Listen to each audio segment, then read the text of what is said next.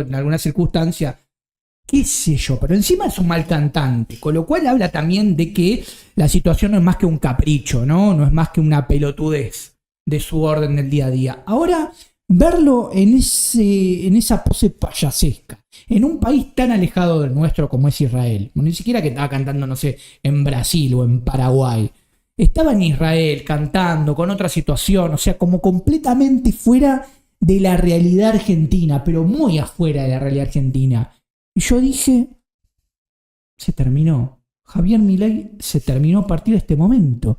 No me genera gracia, no genera empatía, ya genera patetismo y la realidad está en su peor momento.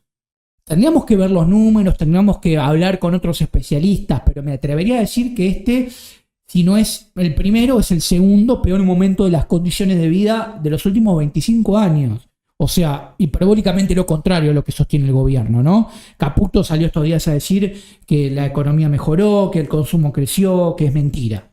Que es mentira que está todo peor. Bueno, ya escuchamos 1000 veces a los políticos desmentir la verdad frente a cara, pero bueno, me dio esa sensación de como que usted me lo dijo en la respuesta, coincide con esto de que ya ve un desangelamiento en la figura de Javier Milei. Eso que le dio 2 años de luna de miel, 2 años de soporte, 2 años de bueno, pero lo veo ahí. Y algo que decía Iván Jabrowski ayer, Jadrowski, perdón Iván, si no pronuncio bien tu apellido, y me pareció muy fuerte.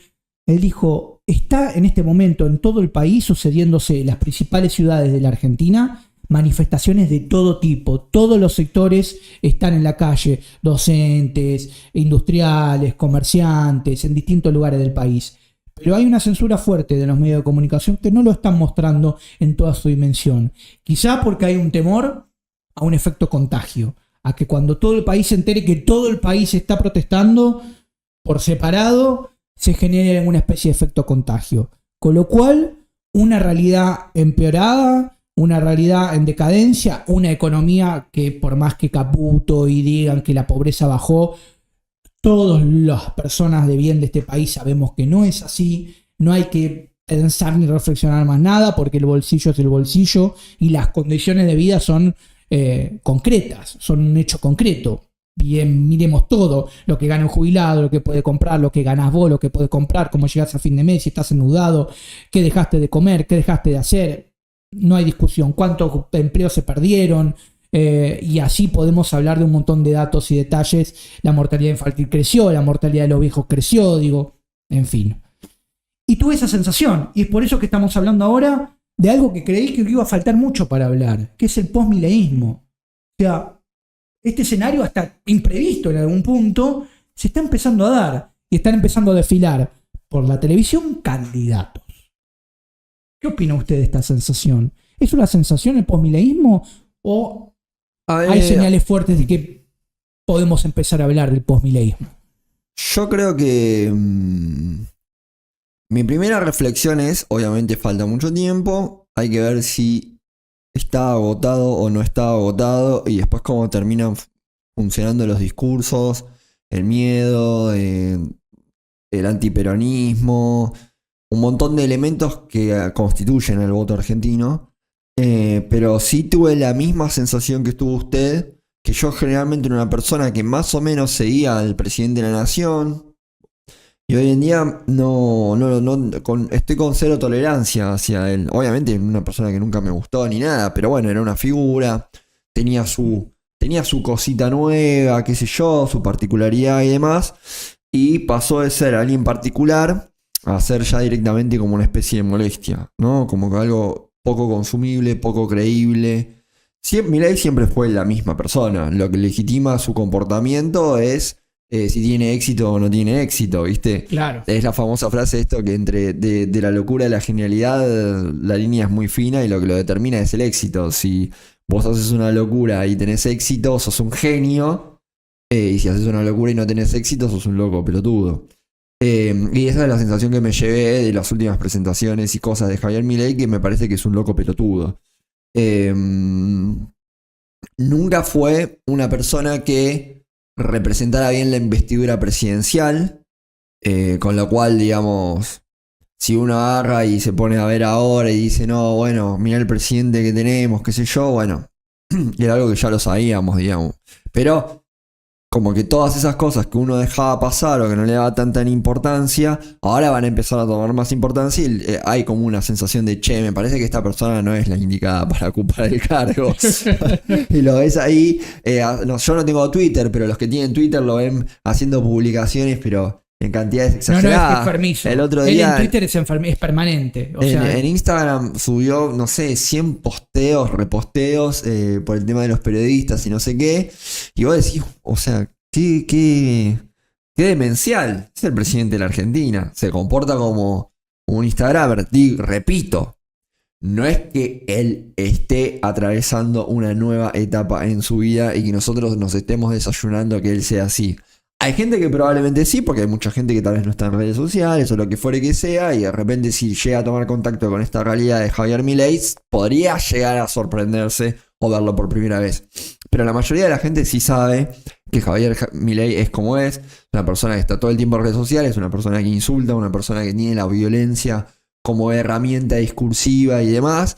Y bueno, y todas esas cosas que tal vez antes no tenían importancia o que incluso eran un poco graciosas, o que podía hacer que uno empatice con el discurso de él, porque cuando él puteaba a la casta, y bueno, ahí uno tenía un punto de conexión con esa situación, ¿no? Totalmente. Porque uno decía, pará, yo también estoy harto de estos políticos hijos de remil puta, de esto. Incluso el discurso del el empresario prebendario es un discurso bastante que podría tomar cualquier persona más o menos de centro izquierda y decir, che, ¿por qué le estamos dando un negocio a este tipo que tiene los precios hiper elevados porque tiene un monopolio? ¿Me entendés? Un hijo de puta. O le cobramos impuestos o le hacemos un... Sí, o que explique los precios, de dónde los saca. Sí, lo que pasa es que la moral de nuestro presidente, ¿no? Es como una galletita de agua, ¿no? La mojás un poquito y hace así, queda flotando. No, o sea, como... Nada, viste, cuidado cómo mojar la galletita y hasta dónde. O sea, es un toque. Y él claramente... Esa es nuestra recomendación. Se arrojó, tiró medio paquete. Claro, pero digo, discursivamente, si el chabón salía y decía, son todos unos soretes de mierda, sí. Como esa palabra que le encanta usar, de mierda humana, sorete, basuras, imbéciles, parásitos. Se lo decía a personas que uno podía identificar como un enemigo común del pueblo, por así decirlo. Bueno, entonces te cae simpático esa parte. Ahora, cuando el tipo sigue en esa, pero sus actitudes no demuestran una mejoría, o sea, vos sos pueblo, odias a determinado tipo de personaje o sector específico y en concordancia con el presidente, bueno, pero de repente los sectores esos los ves que están mejor porque ves que Manuel Adorni es parte de la casta, bueno, no puede explicar sus viajes, sus departamentos, que al final no sé. Adorni es hiperbólico ya. Hoy saltó el grupo de familias del colegio donde va Adorni, que se llevó a 5 compañeritos de colegio a Madrid, la esposa. O sea, se llevó a 5 familias del colegio a Madrid. O sea, nada, sigue siendo hiperbólico. O sea, si era un departamento, ahora son 3 propiedades, 4 propiedades, millones. O sea, mucha guita la de Adorni. Le dejo seguir, pero digo, entre paréntesis, ¿no? Lo de Adorni también es como que alumbra mucho lo que está pasando con el gobierno, que perdió un eje total. Si la figura número 3 de poder del gobierno se ejerció con tanta obscenidad, el robo, digo, wow, ¿cómo será Karina cuando le pongan realmente la lupa? Cuando realmente podamos ver qué estuvieron haciendo. Y ahí es donde todo lo discursivo se convierte en una hipocresía. Exactamente, la hipocresía que denunciaron y la hipocresía que los ayudó en el discurso a fortalecerlos. Esos hipócritas de la casta. Bueno, tal cual, hay algo como que se anula en sí mismo y por eso es la sensación de que en la medida en que la realidad empeora y que la economía no ha sido resuelta, claramente lo arrastra. Y también ese arrastre hace que la gente también mire un poquito más derecho hacia él. Lo que decía de la canción en Israel, gente que tenía cierto desconocimiento de lo que tal vez él podía llegar a ofrecer. La semana pasada me dijeron, lo estuve viendo, lo vieron, ¿no? Quizá porque los medios se lo ofrecieron un poco más, pero porque la gente también está más caliente, está más decepcionada y está más atenta en algún punto con algunas cuestiones. O sea, no es que de repente estén todos estudiando la realidad, pero como que nada, ya no pasa desapercibido o ya no es gracioso. ¿no? Ya no es gracioso. Cuando se convierte en una hipocresía en sí, dice, para, ¿cómo este tipo está cantando Nino Bravo tan feo en Israel? Digo, y remarco lo de feo, porque es como que, wow, o sea, ni estéticamente superiores son como ellos decían que eran. Pero digo, es donde la gente le entra, ¿no? Tengo la imagen de una persona que me dijo, ay, sí, lo vi, la puta madre, qué horror. ¿Cómo puede ser? Digo, ya con horror, ¿no? Con un gesto Claro. de, no, esto ya no tiene nada de gracioso, porque obviamente la realidad es la realidad y el bolsillo es el bolsillo. Quedará a ver cuánta cintura le queda al gobierno para torcer un poco el declive económico y que eso genere alguna fantasía el año y medio que les queda de gobierno. Pero suena difícil porque está pasando esto que decía Sí. Valladrowski. O sea, ya están las columnas manifestantes, ya la tensión está instalada. Con lo cual vas a tener que hacer algo bastante sólido Sí, yo para creo que sostenerte. Yo creo que lo que más determina la situación de decir, efectivamente, tal vez los días para Javier Milei estén contados, es el hecho de que haya gente dentro de su propio espectro que le está disputando el poder. Ok. Porque obviamente la oposición, llamémoslo de izquierda y peronismo, va a presentar un candidato y va a hacerlo, ¿no? Lo que llama la atención es que ciertos personajes de derecha hagan algún tipo de movimiento como insinuando que tienen la posibilidad de ser ellos los que representen a la centro derecha en las próximas elecciones. En el sentido de ir a una nacional con Javier Milei y terminar ganando y quedando dentro del balotaje. Porque la especulación hoy en día es quedar dentro del balotaje. Ninguna fuerza puede, bajo ningún punto de vista. Está dividido en 3/3. Lo más probable es que sea más parecida a esa elección del 2023, la del 2027, digamos. O sea, va a ser más o menos con la misma lógica. Por eso Patricia Bullrich le tiró tierra el otro día a Manuel Adorni, se muestra alejada. Los que más o menos manejan las roscas políticas internas dicen que hay un distanciamiento entre el triángulo de hierro está roto, entonces como que uno empieza a ver ciertas fisuras dentro del gobierno y ciertos acercamientos entre empresarios y dirigentes políticos que dan la presunción de que están pensando efectivamente en que exista una alternativa, y por eso aparecen los Dante Goebbels también. Esa es la ruptura total del gobierno, porque si el gobierno todavía genera un poco de aglomeración, el otro día había una encuesta que decía si las elecciones fueran hoy, ¿cómo serían?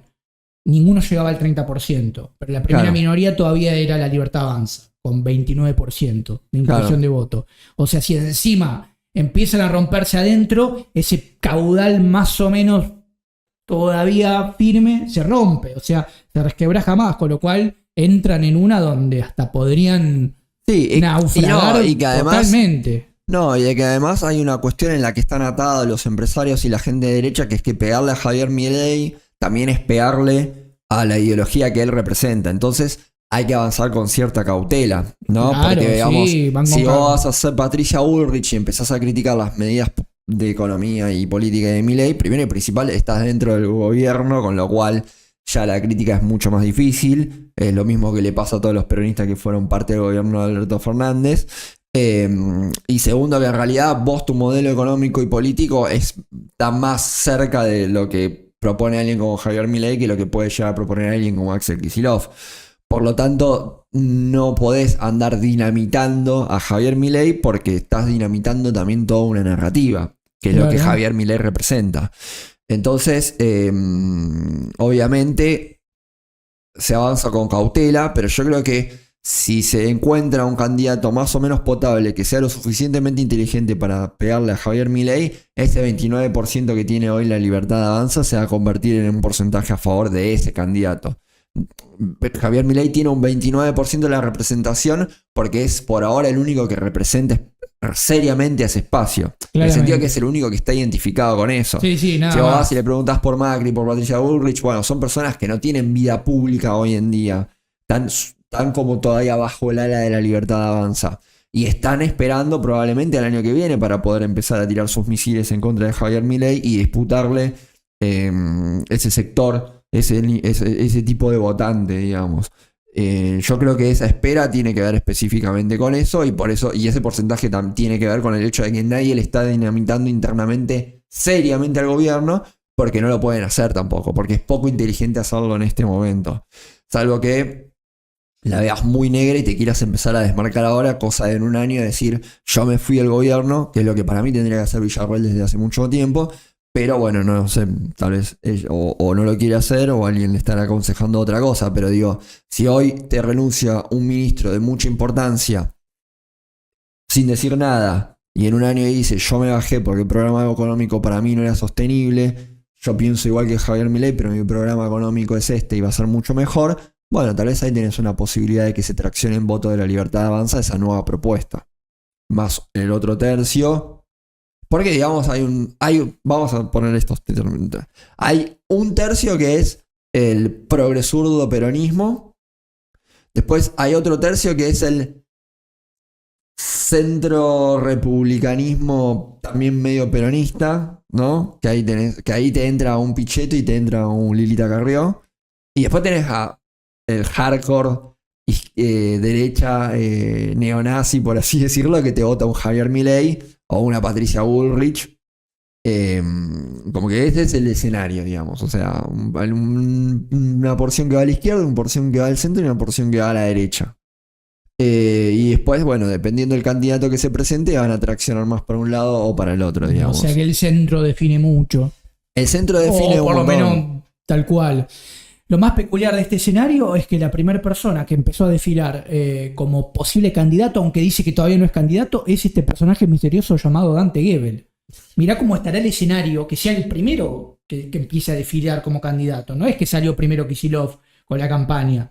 Primero es este personaje, con lo cual ya vuelve a marcar que hay un escenario raro para las próximas elecciones. Digo, raro, misterioso por lo menos, o bueno, indescifrable, porque que aparezca esta figura desconocida por muchos argentinos, conocida por un segmento evangélico o pastoril. Es una persona muy opaca, Dante Gebel. Lo vi en varias entrevistas esta semana y tiene bastante opacidad en tratar de definir quién es realmente. No quiere decir quién es. No quiere decir bien quién que es. diga que sí es kirchnerista. No, viste, hay un recorte con Novarecio donde no dijo que no pudo responder ninguna pregunta ni afirmativa ni negativa, pero sí encontré ya sus primeras contradicciones. En un primer, con Pedro Rosenblatt habló de que la gente que va a verlo a él es un comunicador, que no quiere que le digan pastor, pero es un pastor evangélico, aunque él dice que no es un pastor, pero está hace como 15, 20 años llenando estadios en todo el mundo con eventos tipo de pastorazgo, de pastoral evangélica, con espiritualidad, New Age. Y él le dijo a Pedro Rosenblatt, la verdad que en mis eventos viene gente de toda orientación sexual, empieza a decir, y orientación.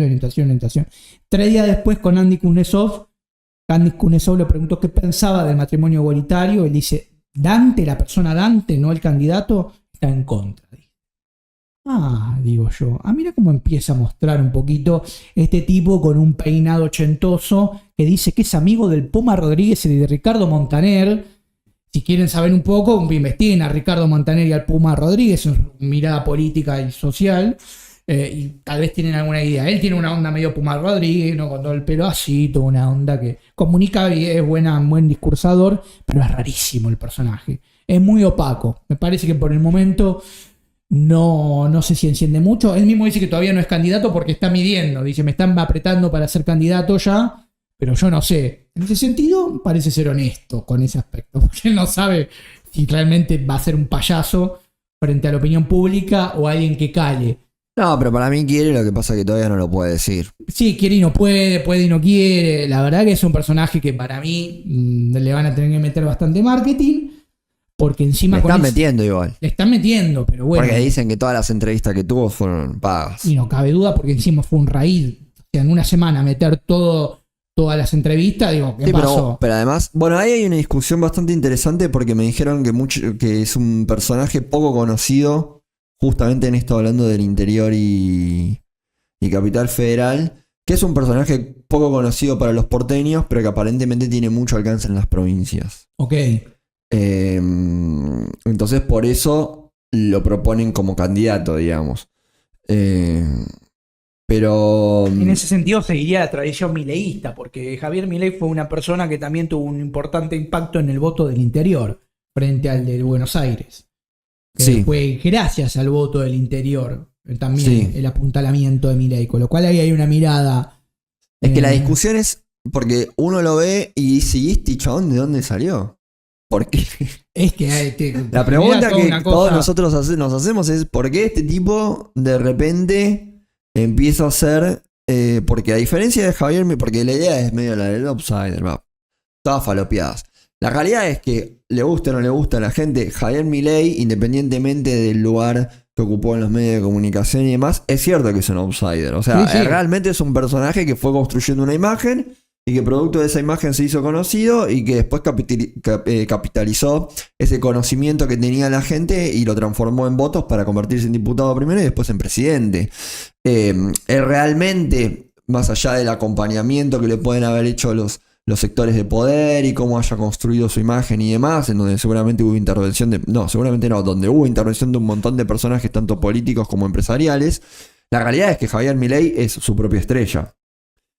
Este tipo pareciera ser que no es su propia estrella, pero no lo quieren instalar como una persona que va a ser su propia estrella, ¿no? Sí. O sea, como es el outsider de la política. Y están construyéndolo a base de entrevistas, lo están instalando en la discusión pública y nadie tiene idea de nada en realidad. O sea, porque la verdad es que no tenemos ni idea. O sea, yo la verdad, yo igual no pienso, pero si en algún momento el tipo se presenta y veo que está traccionando votos, haré mi investigación, pero la verdad que no pienso escucharlo ni en pedo. No lo escuché ni lo voy a escuchar, que se vaya a la concha de su madre, porque... Bueno, yo lo estuve escuchando esta semana y fue suficiente para seguir lo que usted está diciendo. O sea, no es alguien a quien vaya a escuchar. No. Me lo hizo saber esta semana. O sea, hubo una entrevista política donde no pudo responder nada sobre política. Hubo otra entrevista donde dijo algo como para vender un poco, que en mi show viene gente de todas las orientaciones y después deja traducir que no está a favor del matrimonio igualitario. Un tipo de 40 y pico de años, 50, que esté en contra del matrimonio igualitario, hoy solamente muestra un pedazo de ranciedad ideológica, viste, completamente, porque eso ni siquiera, hasta creo que ni Milei saldría a decir, no, el matrimonio igualitario, por más de que él es un conservador, pero digo, es como que también es raro, yo también... No apostaría ni a escucharlo porque ya fue suficiente esta semana para mostrar que es un personaje panfletario ahí, que lo quieren meter. Yo les diría la verdad, mucho outsider, pero hay una sola clase de persona que no gobernó nunca la República Argentina. Y ese sería el verdadero outsider que tal vez marcaría la diferencia. ¿De quién estamos hablando? De un obrero. Porque ustedes de la línea de Moyano. Ningún obrero gobernó la República Argentina. Acá gobernaron toda gente de clase media alta y clase alta, abogados, médicos y profesionales. Nunca a la Argentina la gobernó un representante del pueblo, literalmente hablando. Lo más cercano a eso habrá que pensar en la figura de Evita, como actriz que llegó junto a Perón.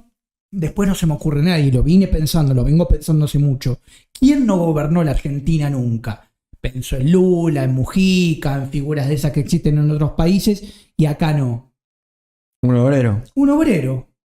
¿Cuál es el problema que tenemos hoy en la Argentina? ¿Quién representaría mejor los intereses de las mayorías en la Argentina hoy en el estado en el que estamos? Muriéndonos de hambre, cagándonos de hambre, sin nadie que represente lo que realmente todos sentimos.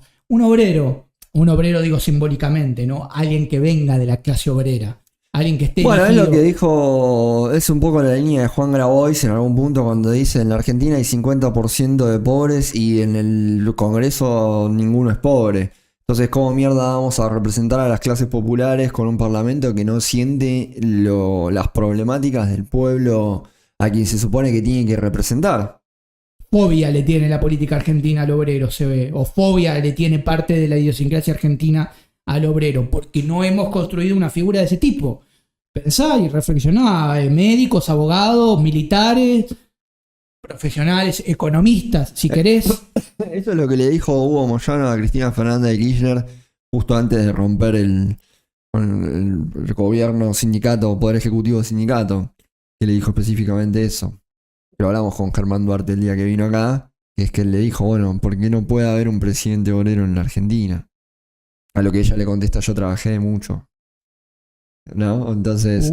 ¿Cómo? ¿Qué le contestó? Le contestó algo así parecido como, bueno, pero yo trabajé un montón, como diciendo, No sé, no dijo obrero de haber dicho algún trabajador como candidato para la presidencia y ella le contestó como yo he trabajado toda mi vida.